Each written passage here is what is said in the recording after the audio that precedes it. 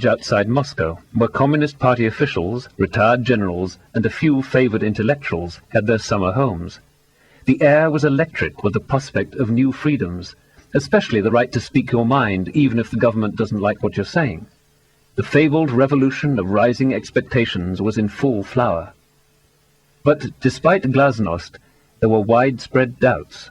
Would those in power really allow their own critics to be heard? Would freedom of speech, of assembly, of the press, of religion really be permitted? Would people inexperienced with freedom be able to bear its burdens? Some of the Soviet citizens present at the dinner had fought, for decades and against long odds, for the freedoms that most Americans take for granted. Indeed, they had been inspired by the American experiment, a real-world demonstration that nations, even multicultural and multi-ethnic nations, could survive and prosper with these freedoms reasonably intact. They went so far as to raise the possibility that prosperity was due to freedom, that in an age of high technology and swift change, the two rise or fall together, that the openness of science and democracy, their willingness to be judged by experiment, were closely allied ways of thinking. There were many toasts, as there always are at dinners in that part of the world. The most memorable was given by a world-famous Soviet novelist. He stood up, raised his glass, looked us in the eye, and said, "To the Americans, they have a little freedom."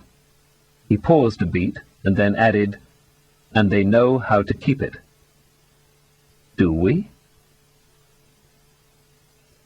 The ink was barely dry on the Bill of Rights before politicians found a way to subvert it, by cashing in on fear and patriotic hysteria. In 1798, the ruling Federalist Party knew that the button to push was ethnic and cultural prejudice.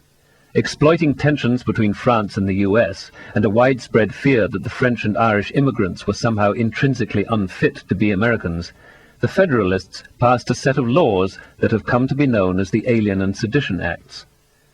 One law upped the residency requirement for citizenship from 5 to 14 years.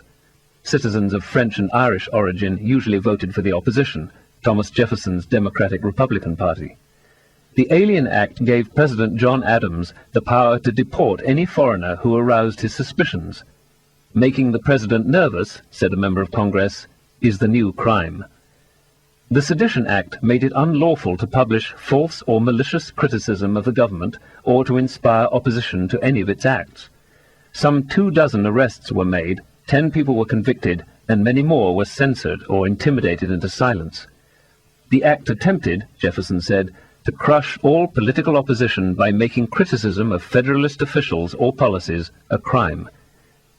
As soon as Jefferson was elected, indeed in the first week of his presidency in 1801, he began pardoning every victim of the Sedition Act because, he said, it was as contrary to the spirit of American freedoms as if Congress had ordered us all to fall down and worship a golden calf. By 1802, none of the Alien and Sedition Acts remained on the books. From across 2 centuries, it's hard to recapture the frenzied mood that made the French and the wild Irish seem so grave a threat that we were willing to surrender our most precious freedoms. Giving credit for French and Irish cultural triumphs, advocating equal rights for them, was in effect decried in conservative circles as sentimental, unrealistic political correctness. But that's how it always works. It always seems an aberration later. But by then, we're in the grip of the next hysteria. Those who seek power at any price detect a societal weakness, a fear that they can ride into office. It could be ethnic differences, as it was then, perhaps different amounts of melanin in the skin, different philosophies or religions, or maybe it's drug use, violent crime, economic crisis, school prayer, or desecrating, literally making unholy, the flag.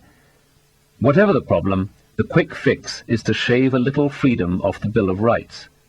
Yes, in 1942, Japanese Americans were protected by the Bill of Rights, but we locked them up anyway. After all, there was a war on. Yes, there are constitutional prohibitions against unreasonable search and seizure, but we have a war on drugs, and violent crime is racing out of control. Yes, there's freedom of speech, but we don't want foreign authors here spouting alien ideologies, do we? The pretexts change from year to year, but the result remains the same, concentrating more power in fewer hands and suppressing diversity of opinion, even though experience plainly shows the dangers of such a course of action. If we do not know what we're capable of, we cannot appreciate measures taken to protect us from ourselves. It is a fact of life on our beleaguered little planet that widespread torture, famine, and governmental criminal irresponsibility are much more likely to be found in tyrannical than in democratic governments. Why? Because the rulers of the former are much less likely to be thrown out of office for their misdeeds than the rulers of the latter. This is error-correcting machinery in politics. The methods of science, with all its imperfections, can be used to improve social, political, and economic systems, and this is, I think, true no matter what criterion of improvement is adopted. How is this possible if science is based on experiment? Humans are not electrons or laboratory rats. But every act of Congress, every Supreme Court decision, every presidential national security directive, every change in the prime rate is an experiment. Every shift in economic policy, every increase or decrease in funding for Head Start, every toughening of criminal sentences is an experiment. Exchanging needles, making condoms freely available, or decriminalizing marijuana are all experiments. Doing nothing to help Abyssinia against Italy, or to prevent Nazi Germany from invading the Rhineland, was an experiment.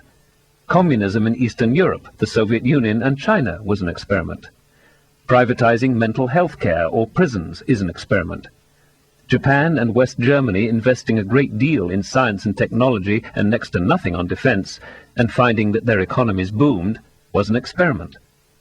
Handguns are available for self-protection in Seattle, but not in nearby Vancouver, Canada. Handgun killings are 5 times more common in Seattle, and the handgun suicide rate is 10 times greater in Seattle. Guns make impulsive killing easy. This is also an experiment. In almost all of these cases, adequate control experiments are not performed, or variables are insufficiently separated. Nevertheless, to a certain and often useful degree, policy ideas can be tested. The great waste would be to ignore the results of social experiments because they seem to be ideologically unpalatable. There is no nation on earth today optimized for the middle of the 21st century. We face an abundance of subtle and complex problems. We need, therefore, subtle and complex solutions. Since there is no deductive theory of social organization, our only recourse is scientific experiment, trying out sometimes on small scales, community, city, and state level, say, a wide range of alternatives. One of the perquisites of power on becoming prime minister in China in the 5th century BC was that you got to construct a model state in your home district or province. It was Confucius' chief life failing, he lamented, that he never got to try. Even a casual scrutiny of history reveals that we humans have a sad tendency to make the same mistakes again and again. We're afraid of strangers or anybody who's a little different from us. When we get scared, we start pushing people around. We have readily accessible buttons that release powerful emotions when pressed. We can be manipulated into utter senselessness by clever politicians. Give us the right kind of leader and, like the most suggestible subjects of the hypnotherapists, will gladly do just about anything he wants, even things we know to be wrong. The framers of the Constitution were students of history.